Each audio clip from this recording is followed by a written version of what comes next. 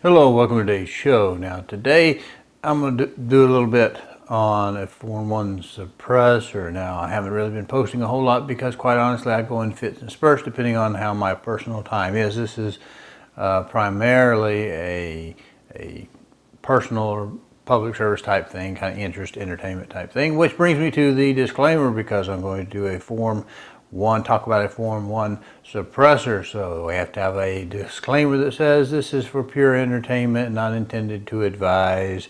There is no warranty either written or implied. None shall be inferred. Now,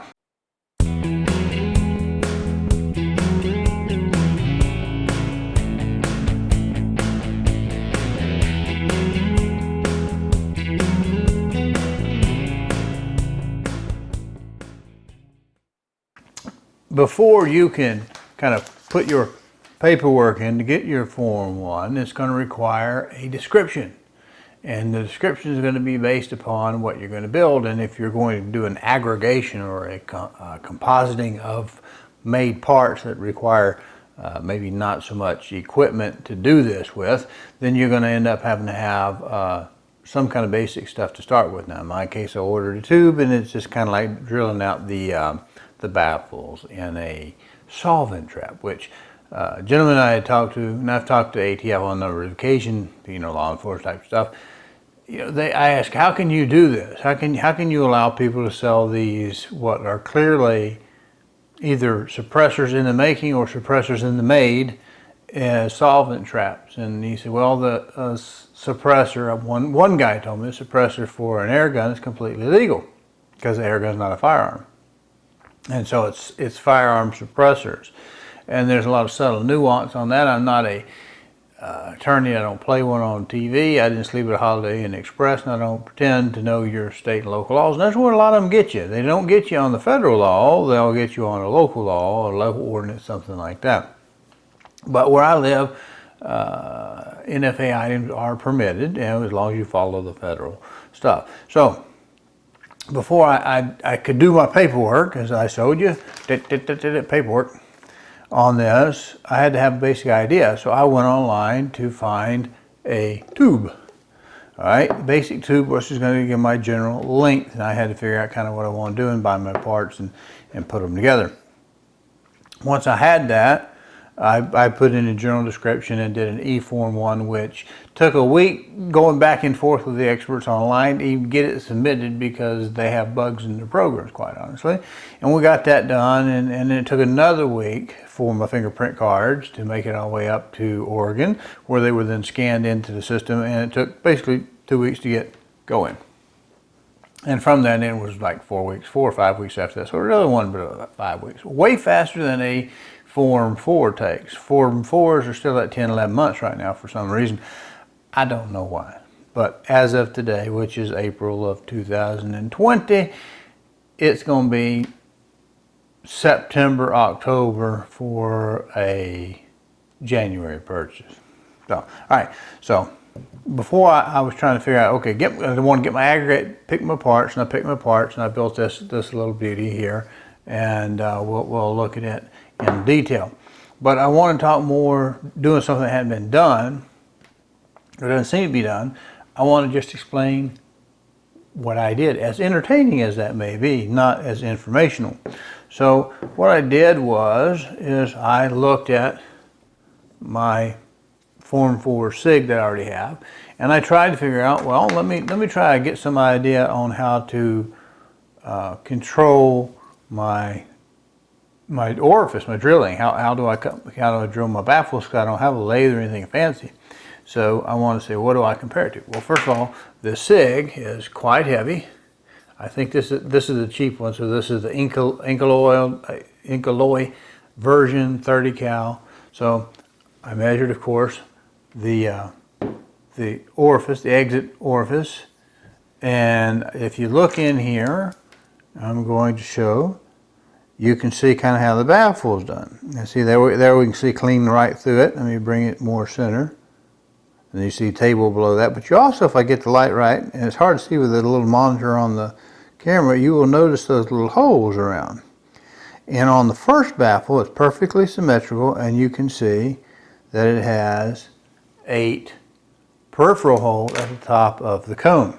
So we have one big hole, which happens to be 3/8 for a 7.62 millimeter 30 cal can, and the outside is also 3/8, and the inside looks like it's 3/8. But what I can tell, and I don't think trying this in practice, if it'll show, maybe I can show it. Let's see, there are only 4 holes in the last baffle, so I can't tell exactly when we go from 8 to 4, but my guess is right after that first baffle we're going to 4 holes at the edge of the cone and with the one down the middle. But now after the first baffle, which is symmetrical, I point that out, the first baffle needs to be your best baffle, your symmetrical baffle. From then they take and they truncate half of the cone so that we have that split level action going on, where if we have the base of the cone here and we're coning up and we have the little hole, then we come down and we trim one side. And what that does, that allows gases to pass better through. The whole thing is designed to let gases go through the can to beat the bullet out. And a lot of people who, even so-called professionals online, don't seem to understand what they're doing. People, you'll even hear, well, a suppressor cools the gas. Not enough to make a cat's whisker of a damn difference. It's a bunch of hogwash. Now, yes, because it heats up, we know that the suppressor does take some heat out, but it's such a minute, minuscule amount to say a suppressor designed to take the heat out is crap. I'll go ahead and say it. It's a bunch of crap. It's not. It's designed to take that peak impulse when the muzzle gases all expand at once to round it out. And how we do that is we let a little bit of them outrun the bullet, and we start, that's a certain amount of volume that we're going to let outrun the bullet out the front of the muzzle of the suppressor while holding others back. Now, if we were a bolt gun, we could let the bullet run first and just let it all kind of slowly fart out a little bit over time. But with a semi-automatic, the cycle of action is going to cycle, and anything kind of held in that chamber under pressure of the chambers in the suppressor under pressure are going to fart back through the breech. So you kind of get them in both directions, because it's going to expand the gases from higher pressure to lower pressure, and if you open the breech on this end, it's going to get gassy here as well as up in there. So that's kind of what you have going on. So when I looked at the SIG, and I looked down this little insides, and I kind of made my little observation, I noticed that those cones, so if I had a 3/8 hole, and then I had the little 8 little, like 3/16 or so around the edges, all of that told me that that's going to help hold that pressure down. There's also another feature, which I'll get to when I crack the can open, what I did do. Now, this one that you see, this is my can, my Form-1 can, and we look at the inside and the back. I don't know if we can see how deep. You see, let me catch that little, okay, you see, oh, there's my little baffle. There's my first baffle, and it's in there so far, and that is what most people are calling the blast chamber. What is a blast chamber? Well, the way this one is done is I've taken one of these kind of blast forwarders and the over-the-counter parts I bought are made so that it screws right in there. And of course we're going to have a chamber that's going to have to at least be this deep. So that gave me an idea. But now what that blast chamber does, in my opinion, is it allows the speed of the gas coming of the burning propellant. It runs about 5,000 feet per second. On a very good day with a Magnum type of cartridge, you're going to get a bullet that's going to make it all the way up to maybe 3,300, something around in that. A lot of others are shorter than that, slower than that. So what we're able to do, in my opinion, my understanding, my analysis of this, is once that bullet comes out of that muzzle and the gases are allowed to expand in that, quote, blast chamber, they're still moving faster than that bullet. If they weren't moving faster than the bullet, they wouldn't push the bullet. Right? You've got to be moving faster than the bullet to keep that positive pressure behind it to push that bullet out. So now we have positive gases out there. They outrun the bullet. They find that center baffle, shoot out towards glory. okay? The further we have that blast chamber out is going to be one factor in keeping the pressures down, because obviously if you have a hole and you have a bullet, if you say a 1/2 inch hole and you have a 1/4 inch bullet going through it, then you're going to only have a certain amount of area around it. Put say a 3/8 bullet through there, you're going to have even less around it. So all of those features help let more gas escape through the front. Now that may make it a little bit more loud, but also remember, these little type of cans, whether they be aluminum or cold rolled steel or titanium, they're going to have some sort of pressure limit to it, which I don't have because I didn't design it. I can't even verify this is actually grade 9 titanium if you really want to know the truth. I can put a magnet to it. I can watch it when they laser etched it to make sure, you know, see how it responded to the laser. But I don't know really what it is because I didn't get it from a stock manufacturer. I didn't turn the tube. So, all right. So let's look at the inside, how I built it. Now, if you're going to pay $250 for a homemade attempt at a suppressor, what do you say? You try to build the best one you can, because to do the paperwork, it's going to take, let me take that spacer out. Okay, I won't show you my name on here, but you'll recognize that deer. I turned the lights down up top. Do you see a little deer? Okay. It has been laser engraved, and we see my little paper that I have gone through that process. Now, let's pull out the baffles and see what we have. Let me take my light, let me look down in there. Okay, we're down to a couple of spacers in the bottom here. I don't know if I can show that to you. All right. Okay, Mr. Camera 2. There we go. Okay, that's the end of the adapter, or in this case, it's really all I'm using it for. It's a muzzle brake, but it's not going to do any. It's not going to do any braking inside that can. Okay, so now we're down to, you see my tail end. Okay. Now the little cups I had. Let's go to camera 2. They're just stainless. And I found a very good source for stainless baffles that are pre-shouldered. And I do that because it helps hold down the weight. And being stainless, they'll hold up a little bit better. And I was able to get a length that fairly well much works. Now they're not perfect. There's a fairly good one. But they work good enough. And I want to give you an idea how much bigger I drilled this. It's a 35 cal can. Okay, I don't know if you can see that. You see how much room around there we have? So I made my hole pretty big because I don't want the pressure to build up in that first chamber. That's going to be my highest chamber. And here, of course, is my end cap. And I got that as best I could. I had a little trouble making that part, getting it. The drill bit wanted to chatter. So there's a couple different ways we can do it. I'm going to put these back in while I talk. You can run a long first chamber. You can run a longer second chamber. These are 3/4 inches in length. Oh, I did that wrong. Okay. First one. Here's another spacer. I run a longer second chamber. Get that to go down there.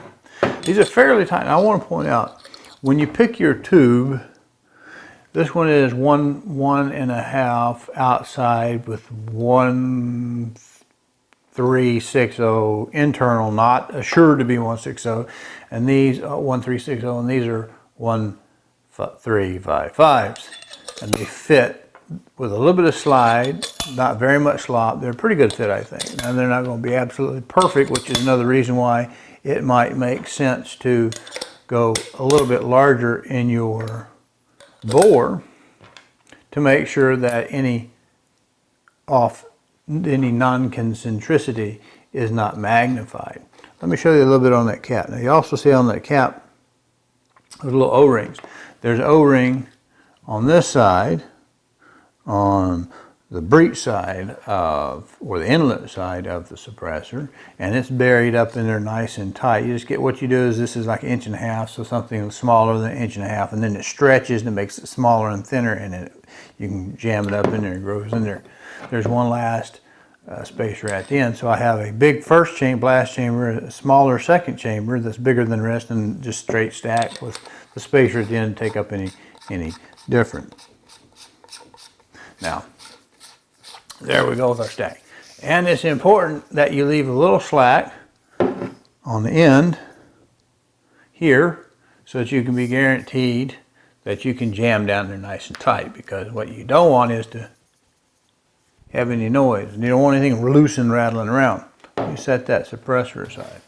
Let me go back. Now I'm going to put a piece of paper in front of camera 2, and I'm going to try to show you a little bit kind of what I was talking about. If we have your tube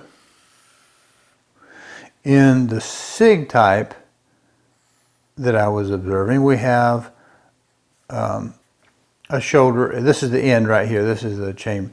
So this comes down,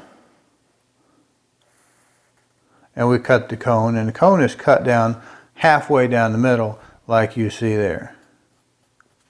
And then on the edges there are 4 holes, at least in the end one next to the end cap.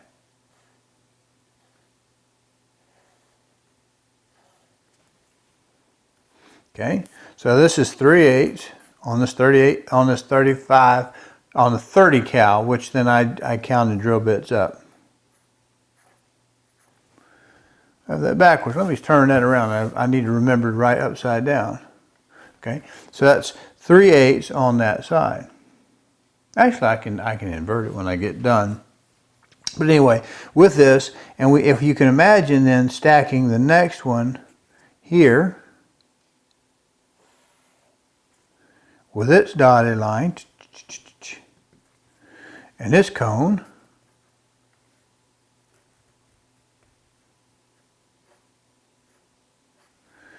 what each one of these will do is it will allow 2 paths for gases to go. They'll go like this,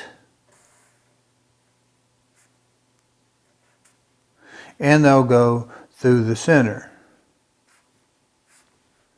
But they'll also have the ability, because this is half truncated at this point, to allow more gases to bypass the entire process through the suppressor. So if I took one of my cones and I just drilled a single hole 3/8 in diameter, like this one is, like the SIG is all the way through, I'm going to have a higher pressure. Common sense would tell you. I don't know what that is, but I know it'll be higher, because I've only got one hole. There's only one path for gases to go, and as soon as that bullet passes and plugs up that hole for the length of that bullet, it's going to be creating an obstruction, so we'll get a big pressure wave, a big change in gas pressures through there. So that's why I opened mine up significantly.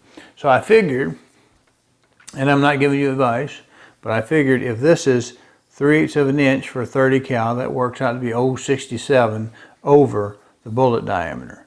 So then I figured for my 35 cal, I figured, well, let's make it 0.67 over that, and let's take it a couple drill bits above that big set. So, and I may not have it quite big enough, but I'm only shooting a pistol bullet through it. And I also kind of wanted to go something maybe big enough, just if I ever decided to flush a 40 Smith & Wesson through it, that it'd be able to handle it. The pressures are the same, chamber pressures are right at the same. So I was not afraid to make it too big.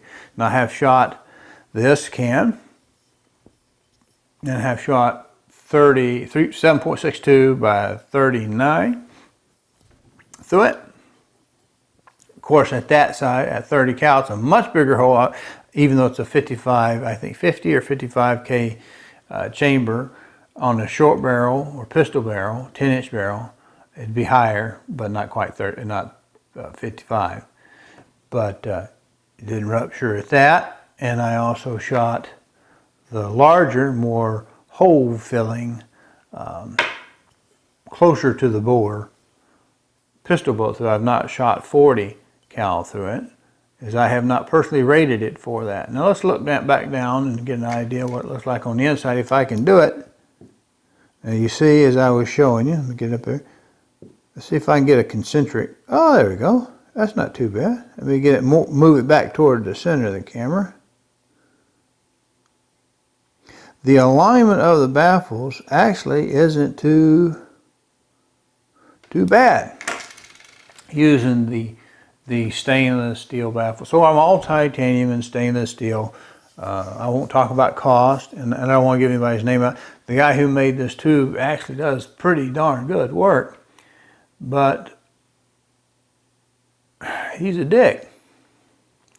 And he's unresponsive. And he had on his website that you can get your parts, give me 5 days to mail them type thing to you. They're all in stock and I'll give me 5 days. Well, 5 days came, no notice of shipping. 10 days came, no. After 2 weeks, I sent an email, got ignored.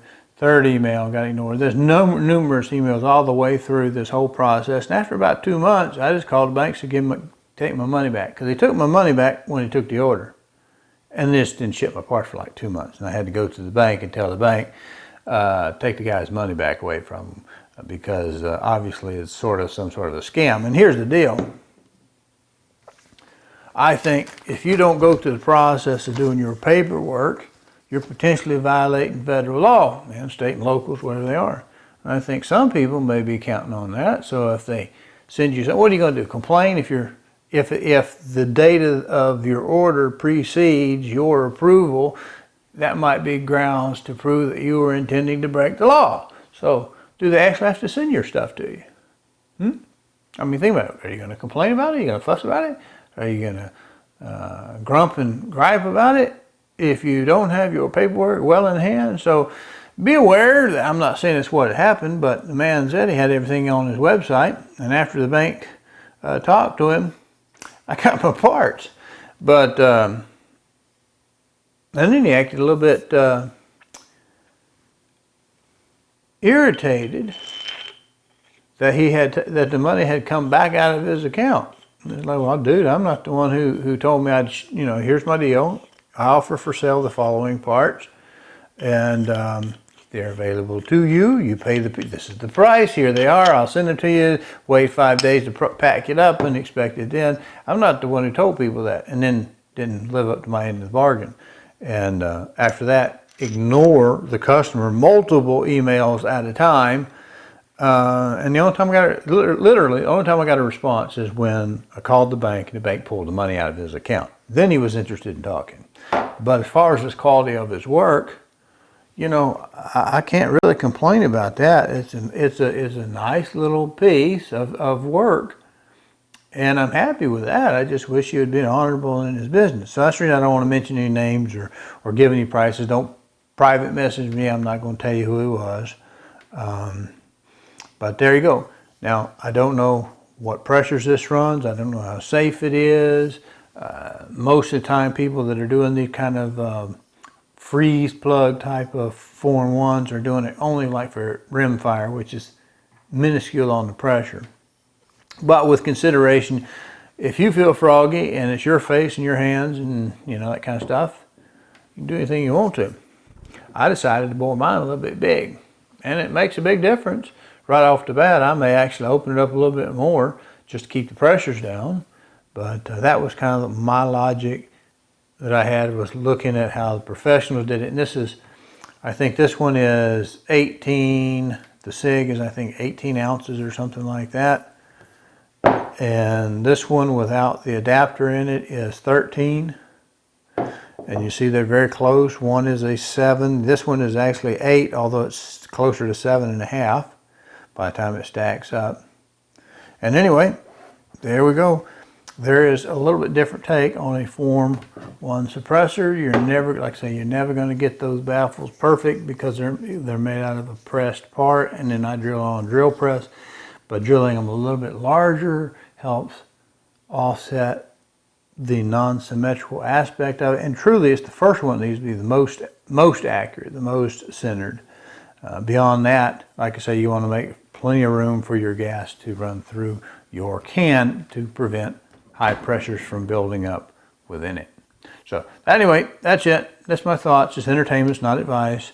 Only advice I might give you is don't violate any state or federal firearm laws. Thank you.